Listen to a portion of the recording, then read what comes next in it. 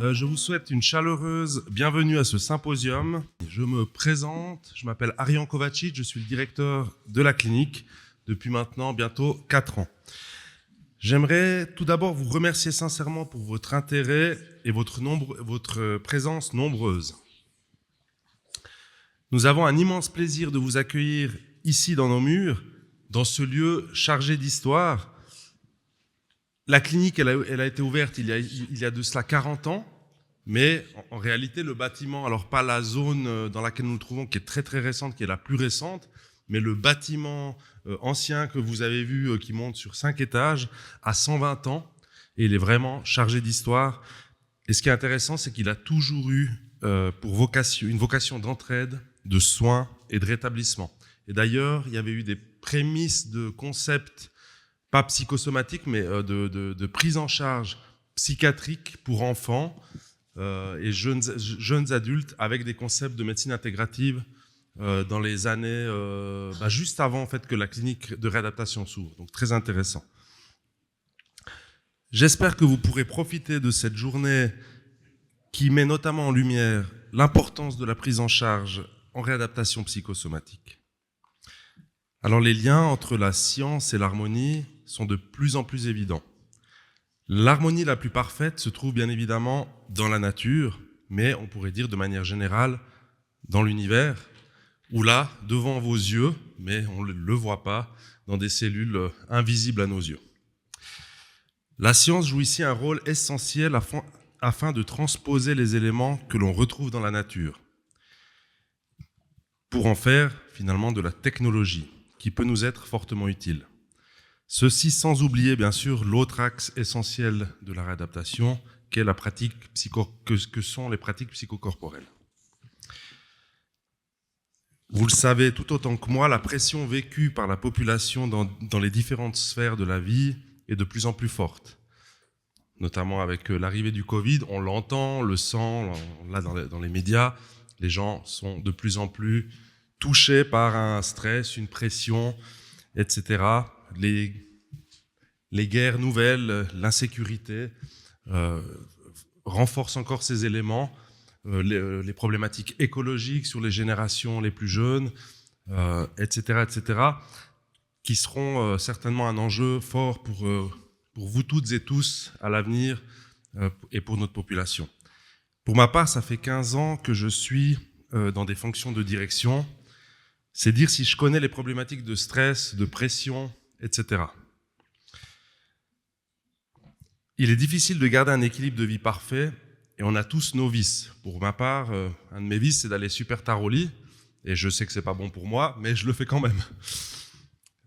Je pense que la majorité d'entre nous rêverait d'une société tournée justement vers l'harmonie. Le Bhoutan d'ailleurs a été précurseur en 1972 en cherchant à mesurer au lieu du PIB le BNB, le bonheur national brut. Alors ce bonheur national brut a été aussi un petit peu critiqué parce qu'il a été détourné, c'était beaucoup de l'image, mais en tout cas il y avait l'intention qui était très intéressante, surtout au départ dans les années 70. Alors dans les sociétés occidentales, on est plutôt à dire la pratique sportive, c'est un excellent moyen de retrouver ou de trouver une meilleure harmonie. Ce qui est vrai, je pense, en tout cas moi, quand j'étais plus sportif, ça me faisait effectivement du bien au corps et à l'esprit. Est-ce que la science pourra à l'avenir nous apporter de nouvelles clés afin de reconnecter notre corps et notre esprit aux harmonies qui nous entourent, et ceci afin de prévenir les chutes mentales. Alors, les chutes mentales, je l'ai sorti hier, je ne sais pas si vous avez déjà entendu, c'est moi, sinon c'est moi qui l'ai inventé. Ça me fait, il y a les chutes, on a les chutes de patients dans la clinique, j'ai trouvé intéressant les chutes mentales. J'ai inventé le concept. Alors, en tout cas, on ne peut que l'espérer qu'à l'avenir, on aura d'autres moyens pour prévenir finalement l'issue fatale qui est un mal-être général, mental, physique, puisque aujourd'hui, on est de plus en plus dans des mélanges de toutes ces problématiques. Voilà, j'en ai fini pour cette introduction générale. Pour nous parler plus en détail de ce vaste sujet dont j'ai juste donné quelques lignes, nous avons la chance d'accueillir les orateurs suivants, à qui je souhaite déjà la bienvenue et que je remercie de leur présence et de leur volonté de venir nous parler de leurs projets et leurs connaissances. On aura tout d'abord le docteur Alfredo Velardi, psychiatre et médecin-chef adjoint à la CLEN, donc la CLEN, la clinique Le Noirmont. Il thématisera la théorie polyvagale. Donc il est polyvagale. Ah pardon.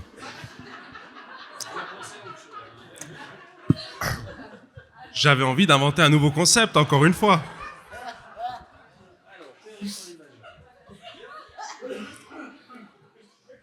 Je crois que... Il est où, Christophe Ah, pardon, j'ai plus de... Je crois que tu les représentes tout à l'heure, je ne vais pas leur demander de se lever. Ok.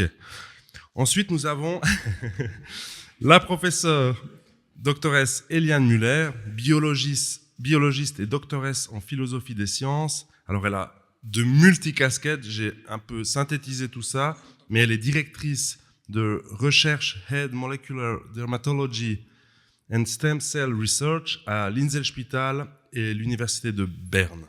Mais alors derrière, il y a plein de casquettes de ce que j'ai vu. C'est la synthèse. Elle thématisera pour sa part de la nature à la science et au bien-être. Là, ça va, c'était moins dur. Hein.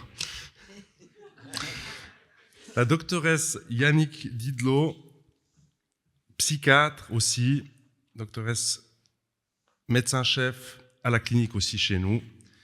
Elle thématisera la présence du nombre 2 dans le corps humain à la recherche des équilibres perdus. Nous aurons par la suite Madame Patricia Chiaretino Carvalhal, éducatrice spécialisée dans les prémices de sa carrière, qui après est devenue plus une gestionnaire de projets et responsable de projets dans la santé. Aujourd'hui, elle est responsable du Centre roman d'entraide suisse. Roman, je l'ai dit. Elle thématisera pour sa part groupe de patients, modèle gagnant pour une meilleure santé. Et finalement, en tant que modérateur de ce symposium, M. Christophe Rieder, aussi actif chez nous à la clinique Le Noirmont, psychologue FSP, qui va tout de suite prendre la parole derrière moi. Voilà, j'arrive à la fin.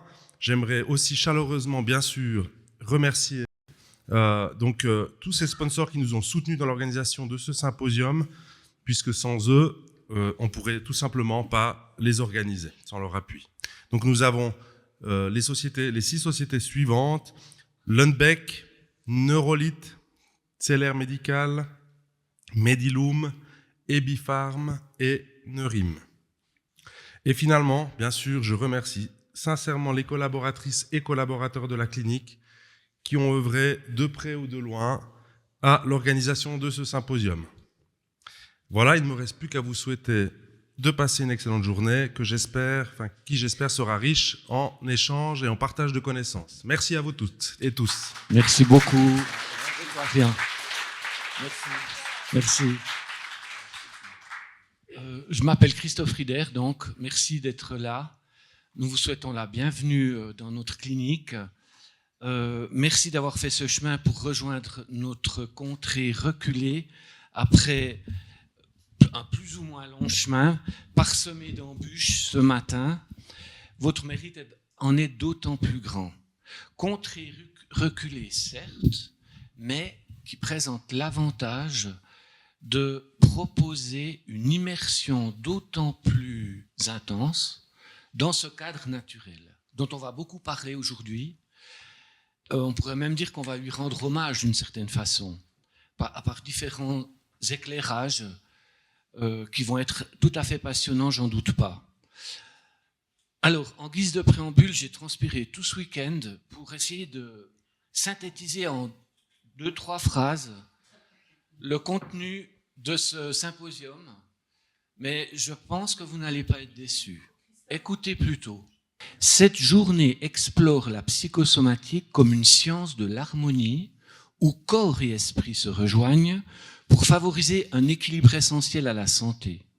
En alliant neurosciences et philosophie des sciences, nos orateurs mettront en lumière des liens fascinants entre nature, bien-être et résonance cellulaire. En partageant des perspectives innovantes de la théorie polyvagale au principe de dualité corporelle, Ils nous guideront dans une compréhension nouvelle des connexions subtiles entre nos organismes, notre organisme et son environnement. Voilà qui est envoyé, n'est-il pas? Hein? Voilà. Alors, sur ce, sans plus tarder, je vous présente brièvement le docteur Velardi, Alfredo, qui est médecin-chef adjoint, comme on l'a déjà dit, que je ne présente plus vraiment parce que c'est une figure de notre clinique déjà, de toute façon, médecin psychiatre, esprit ouvert et scientifique, pratiquant notamment l'acupuncture, et il anime également des groupes de Qigong dans la clinique de patients, avec un petit costume qui lui sied à merveille, qui donne une touche exotique bienvenue dans cette clinique.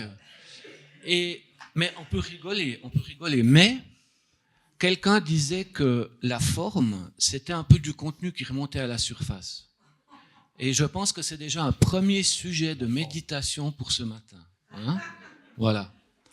Alors, il va nous présenter les fondements de la théorie polyvagale et de ses implications thérapeutiques. Cette science émergente permet de comprendre comment un individu peut influencer sa propre physiologie dans le cadre d'une gestion naturelle du stress. Alfredo, je te laisse la parole.